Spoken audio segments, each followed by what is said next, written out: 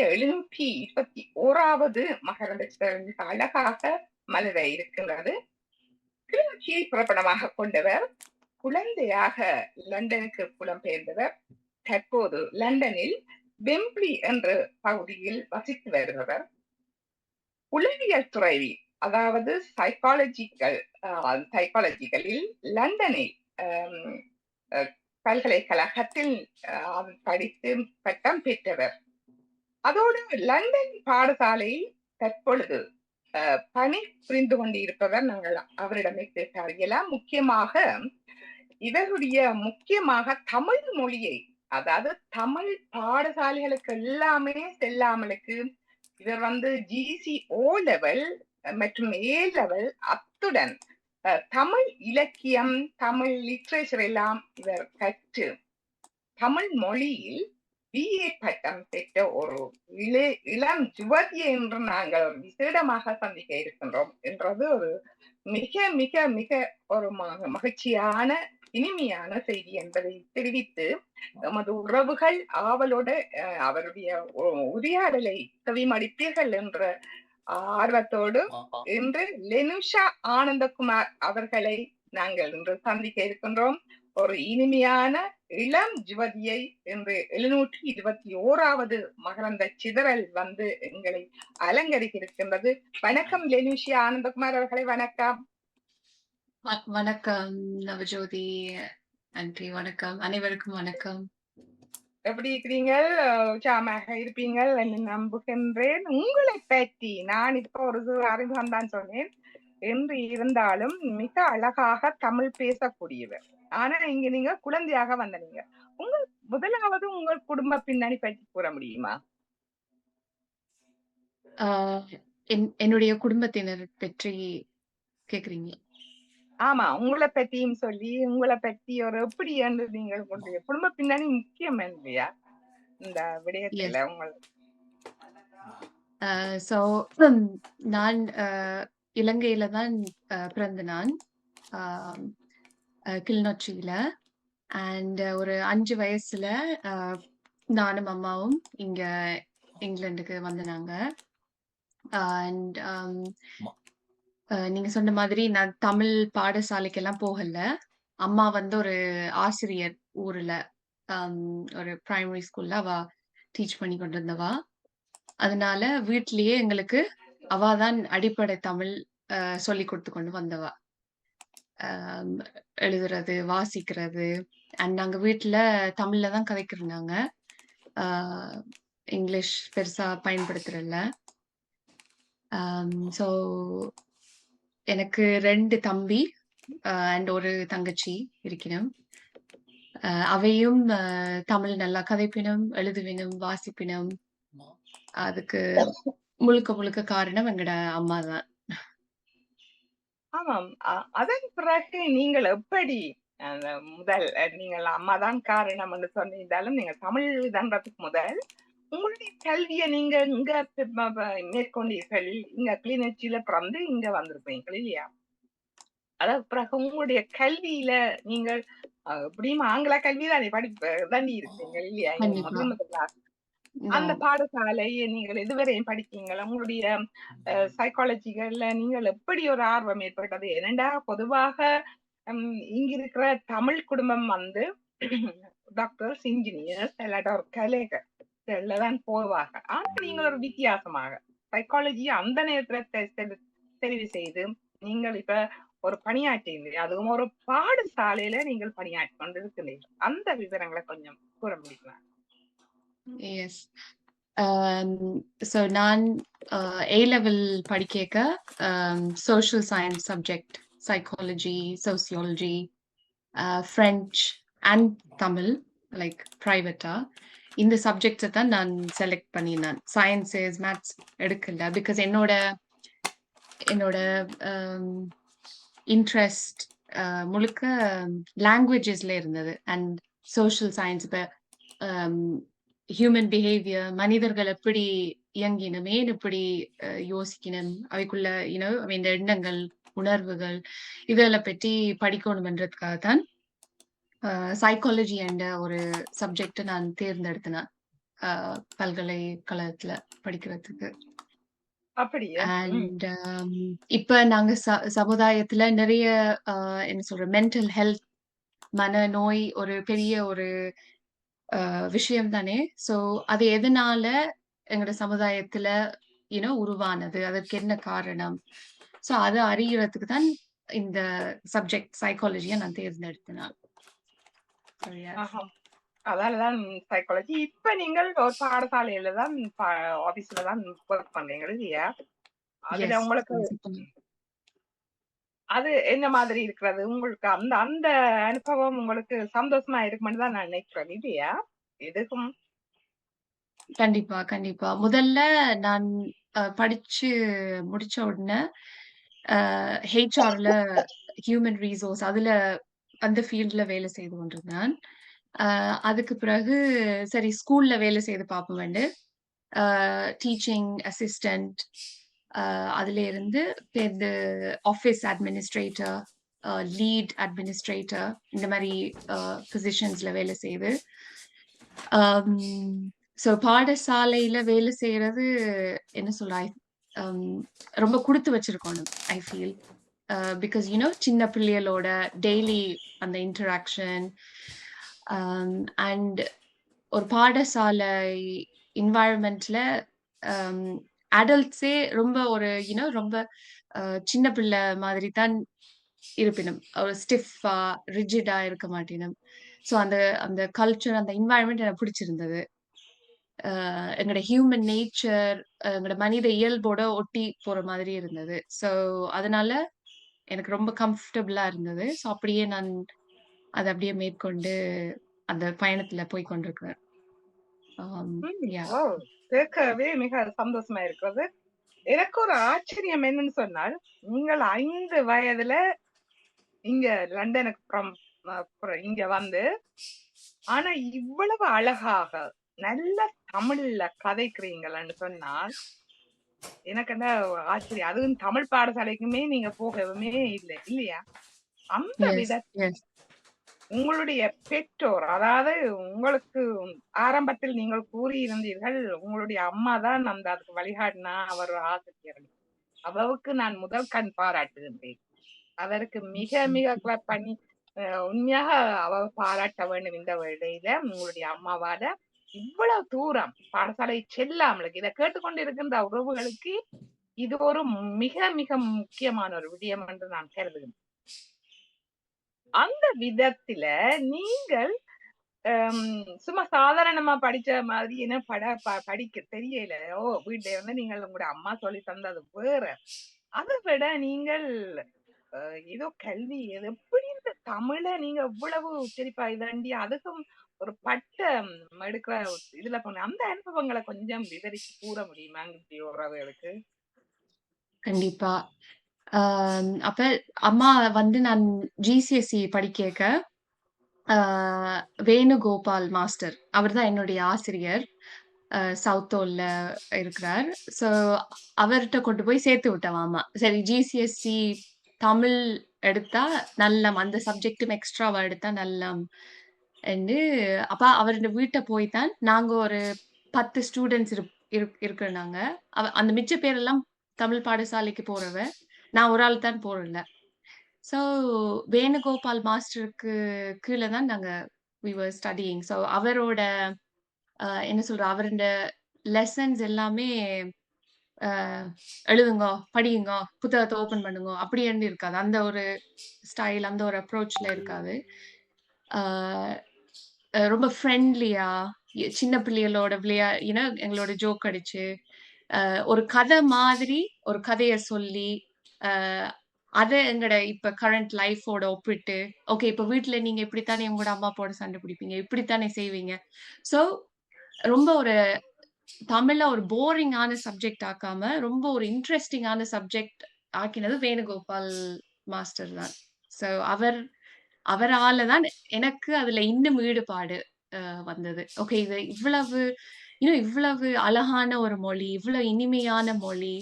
நாங்க ஏன் இத படிக்காம ஜஸ்ட் ஆங்கிலத்துக்கு இல்ல பிரெஞ்ச் இந்த மொழிகளுக்கு பின்னாடியே ஓடிக்கொண்டிருக்கிறோம். இல்ல இது மட்டும் தான் இத படிச்சா கோர்ஸ் அத படிக்கோணும். அத படிச்சா தான் எங்கட பிழைப்பு இந்த நாட்டுல நடக்கும். அ பட் இந்த உயிர் இயங்குறதுக்கு இந்த எங்கட தாய்மொழி அ ரொம்ப முக்கியம்ன்றத அப்ப நான் உணர்ந்தேன் நான். அப்ப ஒரு 15, 16 வயசுல தான் நான் ரியலைஸ் பண்ணினேன். ஸோ இதுக்கு முழுக்க முழுக்க இந்த உச்சரிப்பு, இந்த அளவுக்கு அந்த வொக்காபுலரி. ஸோ அவர்தான் எங்களுக்கு ஜிசிஎஸ்இ படிச்சுட்டு பிறகு சொன்னவர், "ஓகே பிள்ளை ஏ லெவல்லயும் செய்வோம்ண்டு."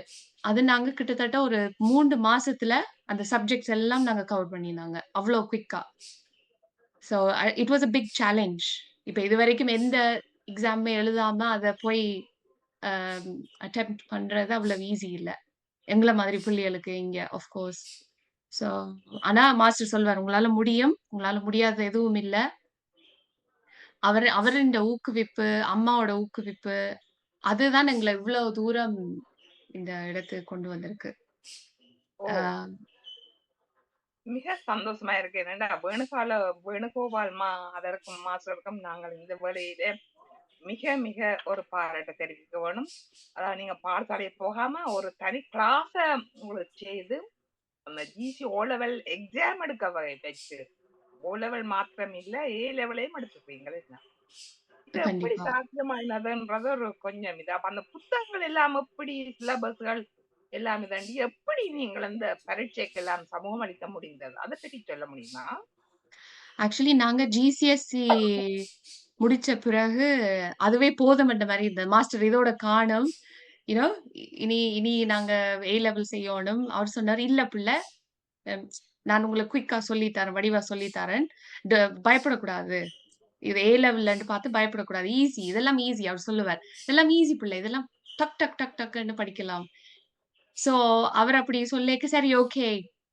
அப்ப நாங்க ஐ திங்க் அதுல அகநானூறு, ஒரு சின்ன கவிதை, அ புறநானூறு அண்ட் ஒரு 40 திருக்குறள், அம் அப்புறம் கட்டுரை எழுதுறது எப்படி, அ அது எல்லாமே எங்களுக்கு சொல்லிக் குடுத்தவர்.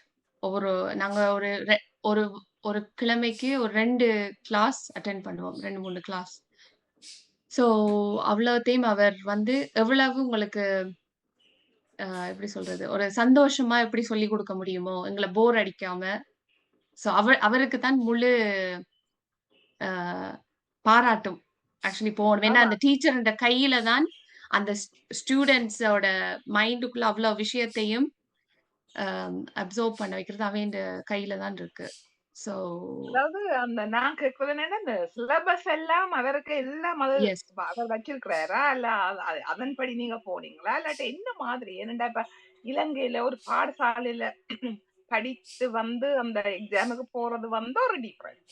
அது வந்து அந்த சிலபஸோட படும். ஆனா நீங்க ஒரு தனிப்பட்ட ஆள்ட்ட படிக்கும் பொழுது, அவர் அதுக்கு ஏற்ற மாதிரி சொல்லித் தராருன்னா, அப்ப அது அவர்ட்ட அந்த எல்லா அதுக்குரிய இதுகள் இருந்திருக்குமா? அந்த கேள்வியத்தான் நான் கேட்டேன் நான். எஸ். அதனால அவருக்கு எல்லா மெட்டீரியலும் ஆன்லைன்ல இருக்கும். ஓ! லேப்டாப்லயே எல்லாம் வச்சிருப்பார். அத போய் பிரிண்ட் பண்ணி, இப்ப ஃபார் எக்ஸாம்பிள் பாரதியார் கவிதைகள படிக்கிறோம்னா, அதுல ஐ திங்க் ஒரு கண்ணன் பாட்டுண்டு ஒண்ணு படிச்சோம் நாங்க. கண்ணன பற்றி, கண்ணன எப்படி விதம் விதமா பார்க்க முடியும். ஒரு குழந்தையா, ஒரு தந்தையா, ஒரு தாயா, ஒரு நண்பனா, ஒரு காதலனா, எங்களுக்கு எப்படியெல்லாம் அந்த கிருஷ்ணன அ நாங்க அவரோட இணையோடு நினைக்கிறோமோ, அந்த கண்ணன் பாட்டுல வந்து பல விதமா நீங்க அ கிருஷ்ணர குழந்தையா எப்படி நீங்க பார்ப்பீங்க? அவர் சின்ன வயசுல செய்த குறும்புகள். ஒரு தந்தையா அவர் எப்ப இப்ப நாங்க ஒரு ராங்கான ஒரு முடிவு எடுக்கேக்க அவர் வந்து, "இல்ல, கொஞ்சம் யோசிங்க." ஸோ அந்த கவிதையில வி லேர்ன். ஸோ எல்லா மெட்டீரியலும் மாஸ்டர் லேப்டாப்ல வச்சுட்டு பிரிண்ட் பண்ணி எங்களுக்கு குடுப்பார். பேருந்து நாங்க கோ த்ரூ பண்ணுவோம். ஒரு ஒரு கவிதைகள், கதைகள். அது இப்பதான் எனக்கு ஞாபகம் வருது நீங்க கேட்க.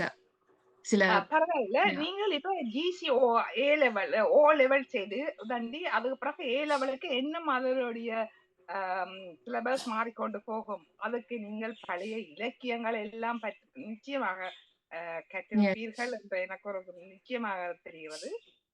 அந்த அனுபவம் எப்படி இருக்கிறது? அதுக்கும் வேற ஆக்களிடம் நீங்கள் படித்தீர்களா? அவரிடம் வேணுகோபால் அவரிடம் மாத்திரம்தான் படித்தீங்களா? அதை விட நீங்கள் அடுத்த கல்வி எல்லாம் நீங்கள் ஆம், அதாவது பிஏ பட்டம் தமிழ்ல வந்து வழிவரி பட்டம் எடுத்துக்கு அதுக்கு முயற்சி செய்திருக்கீங்களா? அது பாஸ் பண்ணது இல்ல. அந்த பட்டத்துக்கான கல்வியை நீங்க மேற்கொள்றது மிகப்பெரிய ஒரு விஷயம். அதாவது லண்டன்ல பிறந்து பாடசாலை போகாமலுக்கு இப்படி படித்து எடுத்து அதன்றது அது சொல்ல முடியாது. இது கேட்டுக்கொண்டிருக்கின்ற உறவுகள் அத பின்பற்ற வேண்டும் என்றாதான் இவ பார்த்து இல்லையா லெனிஷாவை பின்பற்ற வேண்டும். அந்த அனுபவத்தை பற்றி கொஞ்சம் கூற முடியுமா? எப்படி இந்த கண்டிப்பா. ஏ லெவல் அ இப்ப நீங்க கேட்க தான் ஞாபகம் வருது. இன்னொன்னு அம்மா வந்து ஒரு அ ஒரு 10, 12 வயசுல இருந்து ஒவ்வொரு சனிக்கிழமையும் இங்க ஈலிங் துர்க்கை அம்மன் கோயிலுக்கு கூட்டிட்டு போறவா. ஸ்ரீ கனக துர்க்கை அம்மன் கோயிலுக்கு. அங்க வந்து தமிழ் சைவ சித்தாந்தம் கிளாஸஸ் நடக்கும். ஸோ அதுல வந்து எங்களுக்கு தேவாரம், ஆ மாசில் வீணை, பேசிக் தேவாரம்ஸ் இருக்கும். அதெல்லாம் சொல்லி தருவினம். பேருந்து அங்க ராஜ மனோகரன் அ மாஸ்டர் இருக்கிறார். அவர்தான் கொஞ்சம் பிலோசாபிக்கல் ஹிந்து பிலாசபி, சைவ சித்தாந்தம் அத பத்தி கொஞ்சம் டீப்பா அந்த வயசுல விளங்காது. 12 வயசுல பிலாசபி கதைச்சா யூ டோன்ட் அப்ப நான் பார்த்துட்டே இருப்பேன். மாஸ்டர் இவரு என்ன சொல்றாரு? எனக்கு ஒண்ணுமே விளங்கல. சிவன் அண்டா இது, சக்தி அண்டா இது, பதி. சோ ஒண்ணும் விளங்காது அந்த ஏஜ்ல. ஆனா இப்ப ஒரு அடல்ட்டா வந்த பிறகு அவர் சொல்லிக் குடுத்த அந்த கான்செப்ட்ஸ் எல்லாம் இப்பதான் லைஃப வாழ்ந்து கொண்டு போயிருக்க ஐ அண்டர்ஸ்டாண்ட். சோ ஒரு 3, 4 வருஷமா அம்மா கோயிலுக்கு ஒவ்வொரு கிழமையும் கூட்டிட்டு போறவா அந்த சைவ சித்தாந்த கிளாஸஸ். சோ அந்த தேவாரங்கள், சோ ஐ திங்க் அந்த உச்சரிப்பு அதெல்லாம் அங்கே இருந்து ஆல்சோ அங்கே இருந்தும் இட் கம்ஸ். பிகாஸ் தேவாரம் படிக்கிறது ஈஸி இல்ல தானே. அந்த அந்த அது அந்த உச்சரிப்பு இட்ஸ் ஈவன் டஃப். அ தமிழ் கதைக்கிறது கூட ஈஸி. எழுதிறலாம். ஆனா ஒரு தேவாரத்த சரியா, அந்த ஸ்ருதியில அத பாடி, அ சோ ஒரு அந்த ஒரு ஒரு கருத்து அந்த நாடகத்துல ஏதோ கருத்து நாங்க ஒரு நாடகத்துல நாங்க ஒரு நாடகம் ஒன்று இயற்றினவர். அப்ப அதுல ஒவ்வொரு பிள்ளைக்கும் ஒவ்வொரு சின்ன பாத்திரம் இருக்கும். சோ அந்த மாதிரி நான், என் தம்பி நாங்க எல்லாருமே சின்ன சின்ன இந்த மாதிரி ஆக்டிவிட்டீஸ்ல இன்வால்வ் ஆகி தான் I think I have become like this. Okay. அதன் பிறகு அப்ப ராஜமனோகரனும் உங்களுக்கு ஒரு முக்கிய அழகா திகழ்ந்திருக்கின்றார் எஸ், இல்லையா? இப்ப அந்த இது எஸ், எஸ். ஒரு பாட்டு தேவாரமண்டேக்குள்ள நான் நினைக்கிறேன் அந்த பாட்டுகள் அதுக்கு கருத்துகள் அதுகள் எல்லாம் சரி அவரும் ஒரு இப்ப லண்டன்ல கூறக்கூடிய ஒரு மிக முக்கியமான ஒரு நல்ல ஒரு ஆளுமையான ஒரு ஆளுன்னு சொல்லலாம். அவருடைய துணைவியரும் அங்க அதிகமாக நான் ஈவிங் கோயில்ல அவர்கள் இருவரையும் பார்த்திருக்கின்றேன். நல்ல ஒரு அருமையான ஒரு ஜோடி கப்பல்கள். எங்களுடைய எஸ். தமிழ் மொழியை வளர்க்க வேண்டும் என்பதில் அவர்களுடைய முனைப்பாடும் ஒரு பங்களிப்பு. அவர்களுக்கும் இந்த நேரத்தில் பாராட்டுக்களை தெரிவித்து கண்டிப்பா. அதனை விட நீங்கள் வந்து இதோட தமிழ் அந்த ஏ லெவலோட அதுக்கப்புறம் பட்டம் பெற்றிருக்கீங்க. அது எப்படி அந்த அனுபவத்தை பத்தி சொல்லுங்க. அது எப்படி வெளிவாரிப்பட்ட வாரியாக நீங்கள் தமிழ்ல இப்ப எல்லாரும் ஆங்கிலத்துல படிச்சு தந்தார்கள். எல்லாரும் யோசிப்பார்கள் தமிழ்ல படிச்சு என்ன பிரயோசனம்ன்ற ஒரு கேள்வி எங்களுடைய உங்களை போன்ற இளையவர்கள் மட்டத்துல இருக்கிறது. அதற்கு நீங்கள் என்ன பதில் கூற விரும்புகிறீர்கள்? அதோட நீங்கள் இந்த இத்தகைய அந்த மேற்கொண்ட அந்த அனுபவங்கள் வந்து எல்லோருக்கும் அது உதவியாக இருக்கும். அந்த வகையில் நீங்கள் அதை பற்றி கொஞ்சம் கூறினால். கண்டிப்பா. நீங்க சொன்ன மாரி பொதுவா அம் அ தமிழ்ல வந்து ஒரு என்ன சொல்ல ஒரு டிகிரி சப்ஜெக்ட்டா தேர்ந்தெடுக்க மாட்டேனும். அப்படி ஒரு விஷயம் இருக்கிறது தெரியாது. அது அப்படி இருந்தாலும் அத யாரும் தேர்ந்தெடுக்க மாட்டேனும். அவ்வளோ எஃபோர்ட் போட்டு அத படிக்க மாட்டேனும். பட் இதுல வந்து ஐ திங்க் யூ நோ இப் இப்ப எங்களுக்கு என்ன சொல்ற ஒரு இரட்டை அடையாளம். ஒன்று நாங்க அ தமிழர்கள், இலங்கை தமிழர்கள். இன்னொன்று நாங்க பிரித்தானிய அடையாளமும் எங்களுக்கு இருக்கு. அப்ப இந்த 2 அடையாளத்துக்கு நடுவுலயும் நாங்க நிக்கிறோம். எங்கள மா இன் இ இங்க இருக்கிற யங் ஜெனரேஷன். அப்ப நான் யோசிச்சேன் எப்படி இந்த சமுதாயத்துல நாங்க எப்படி அடாப்ட் பண்ணி எப்படி வாழப் போறோம்? 2 அடையாளம் எங்களுக்கு இருக்கு. எப்படி? So I thought okay. ஆம் நாங்க இந்த நாட்ல வாழ்றதுனால, ஒன்று இந்த நாட்டோட சட்டங்கள ஃபாலோ பண்ணோணும். யூ நோ மதிக்கோணும். ஆ அவன் மொழியும் லேர்ன் பண்ணோணும். பட் இன்னொன்னு அதுக்காக எங்கட மொழிய நாங்க புறக்கணிக்கக் கூடாது. எங்கட கல்ச்சர், எங்கட பாரம்பரியம நாங்க மறக்கக் கூடாது. சோ அம்மா வந்து சின்ன வயசுல இருந்து தேர் திருவிழா கூட்டிட்டு போவா. சோ